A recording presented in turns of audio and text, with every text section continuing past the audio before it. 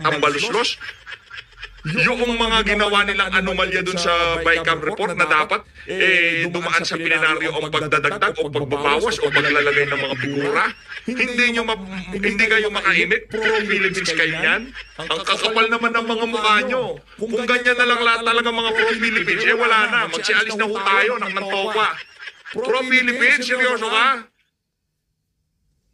Sinunod ka muna bago ka maging pro-Philippines. Buisit ka.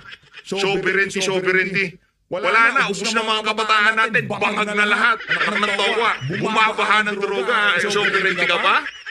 Langyang yan, walang problema. Yung ibang mga kandidato, ibida nila sa amin yung sovereignty na yan, yung West Philippine Sea, papakinggan namin. Pero kung kayo mga kandidato, na kung saan ang pinuno nyo, binenta, pinamigay ang kapwa niya Pilipino, wala kayong karapatang magsabi ng sovereignty, baka ang aawas, akala mo talaga may binugo.